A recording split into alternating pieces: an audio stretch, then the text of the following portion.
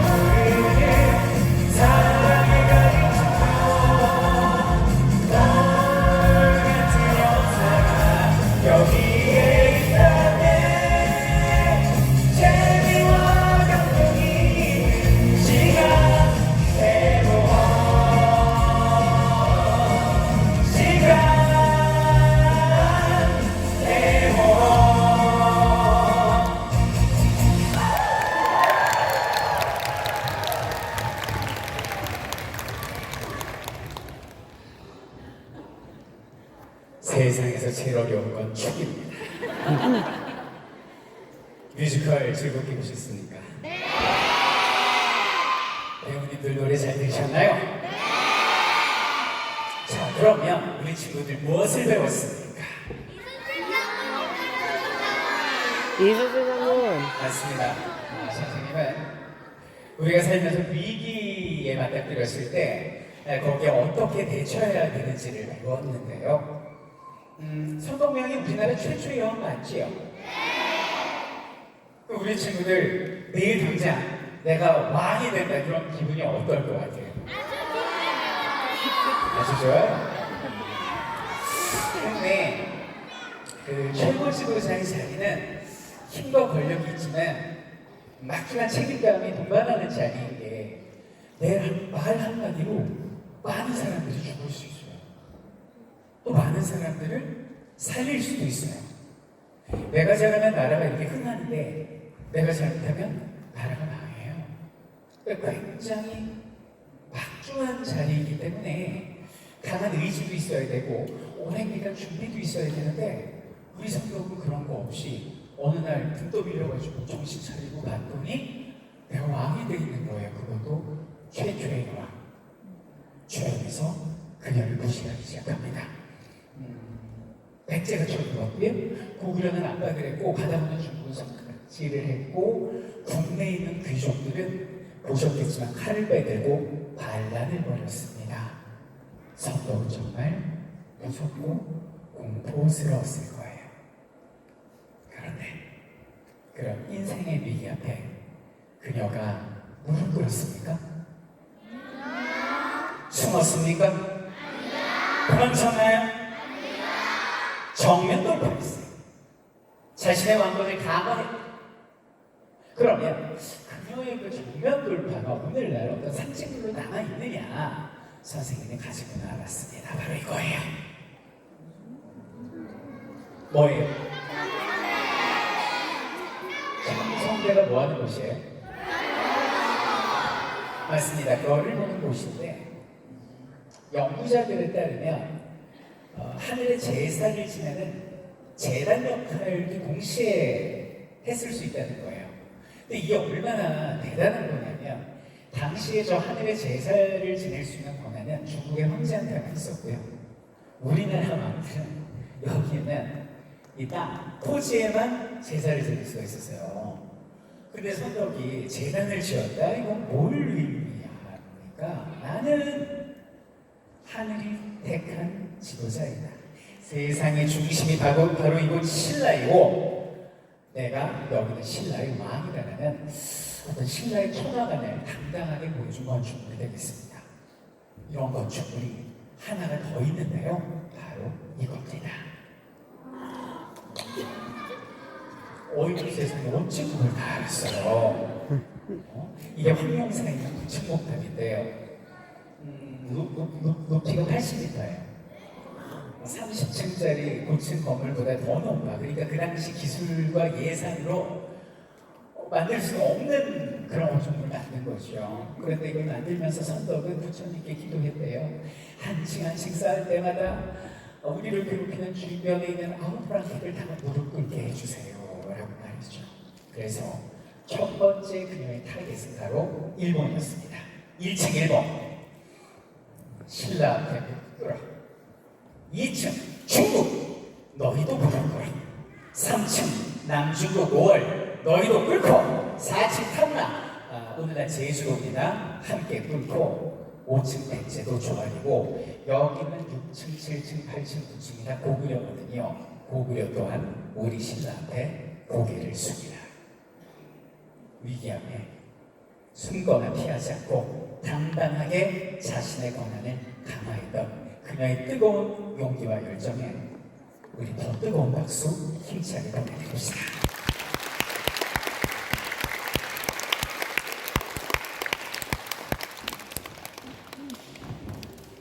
우리 친구들이 이제 중학교를 가고 고등학교를 가면 한국사 시험을 보는데요.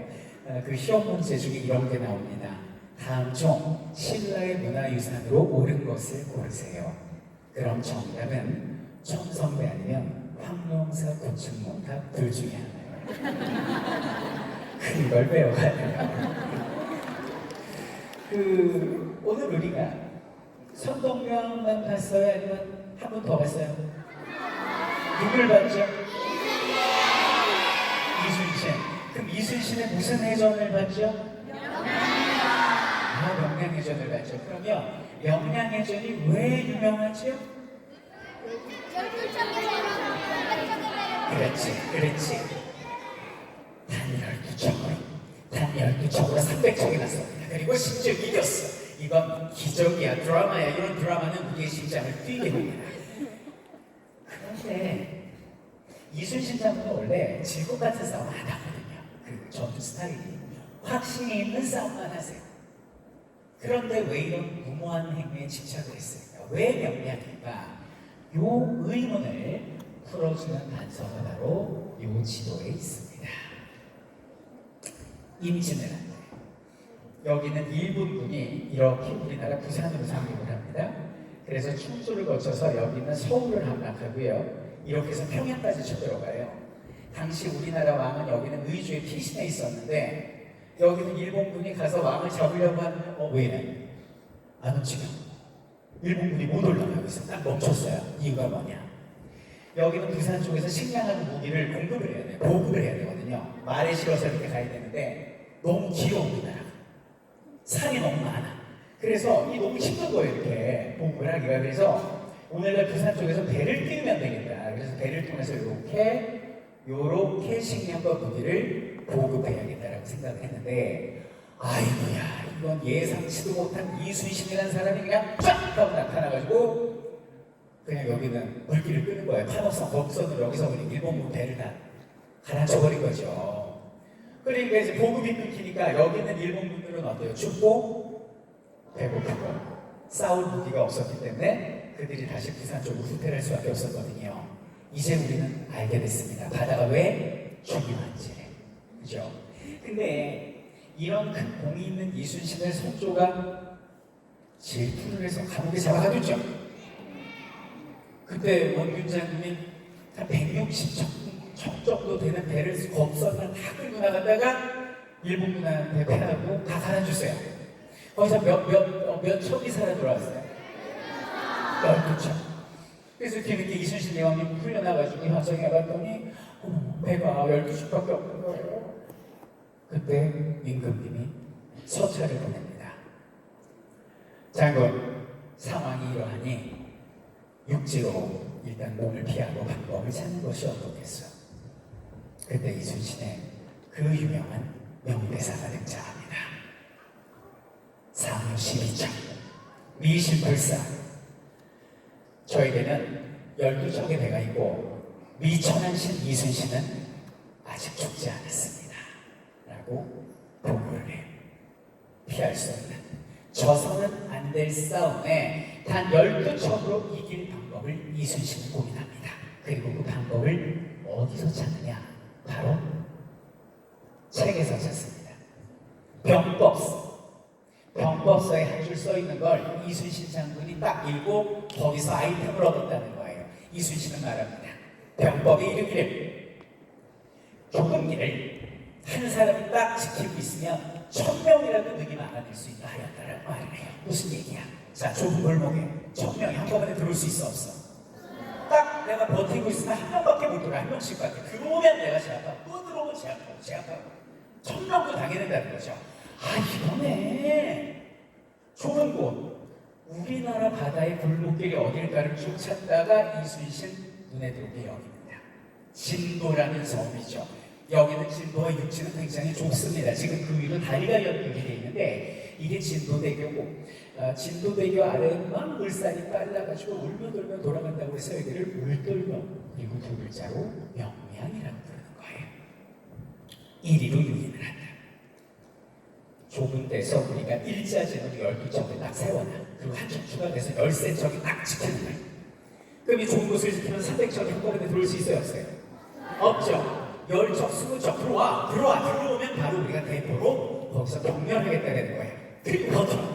계속 버티다 보면 밀물 따라 들어온 배들이 있는데 이렇게 조류가 바뀌면서 썰물이 밀려나가면서 들어오려는 일본 배와 거기서 파괴된 그 일본 군함들이 뒤섞여가지고 난장판이 될 것이다. 결국 이 조류의 근에 일본군은 겁을 먹고 도망갈 것이다 라고 예측을 했는데 그 예측이 정확하게 맞아떨어진 것이 바로 명량입니다. 여러분들, 우리가 인생을 살면서 다양한 위기를 맞이하게 되는데요. 그 위기를 풀 수 있는 열쇠가 어디에 있다는 걸 오늘 배웠습니까? 책에 있다는 거야. 그래서 여러분들이 책을 열심히 읽어야 되는 거예요. 우리 어린이 여러분들, 앞으로 책 열심히 읽을 거죠? 네. 열심히 읽을 거죠? 네. 어머니들 행복하시죠? 네. 이순신 장군이 교훈을 준 거니까 우리 꼭 실천해야 돼요. 여러분, 우린 인간입니다. 인간 중에 단점이 없는 사람, 고민이 없는 사람, 걱정이 없는 사람 아무도 없습니다. 여러분들의 단점, 걱정은 무엇입니까?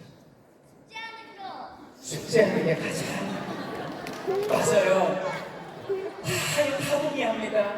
제 아들이 초3인데 똑같은 고민을 하고 있어요. 또 뭐 무슨 많은 단점 고민이 있습니까? 키가 더 컸으면 좋겠고, 네? 시험이 어렵고 맞습니다. 그런데 어린이 여러분들, 선생님이 20시간간 역사를 공부를 해봤더니 내가 뭐 시험을 잘 못하고 공부를 잘 못하고 또 뭐 키가 작고 뭐 힘이 없고 이래서 나는 성공을 못해요라고 말하는 사람 중에 성공한 사람을 본 적이 없어요. 내가 여자임에도 불구하고 왕이 될 수 있고 12척이 있음에도 불구하고 승리할 수 있고 내가 비록 공부도 못하고 힘도 약하고 키도 작고 집이 가난하다 할지라도 나는 승리할 수 있어라는 굳은 마음을 가지고 앞으로 한 걸음씩 나아가는 사람을 역사에서는 두 글자로 영웅이라고 이야기를 합니다.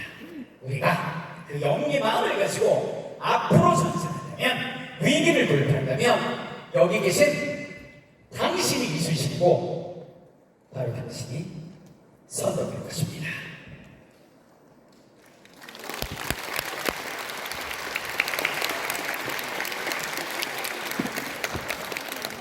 대한민국을 이끌어갈 어린이 여러분께 선덕의 영광과 이순신의 영광 그리고 오늘 이 작품을 바칩니다. 더없이 위대한 우리들의 역사를 위하여 설세했습니다.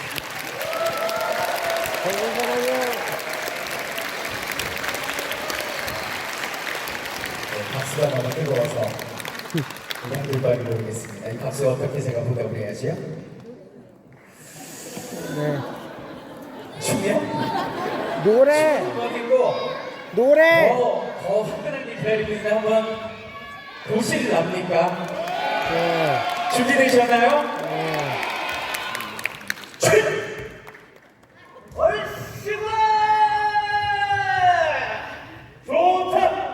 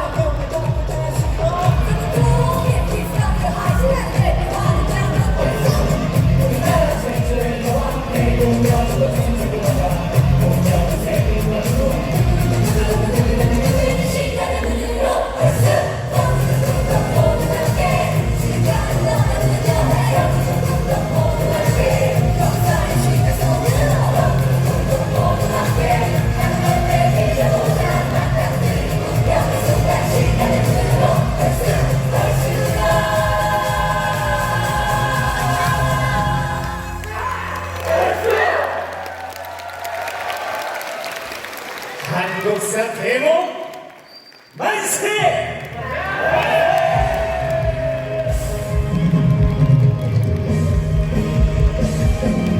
여러분들 뜨거운 열기 헤아갈 수 없죠. 시원한 영양의 파도까지 한번 집으로 돌아갑시다. 자, 제가 이렇게 지나가면 소리치면서 자리에서 한번 일어났다가 앉아주시면 되겠습니다. 승리의 파도 타기 준비되셨나요?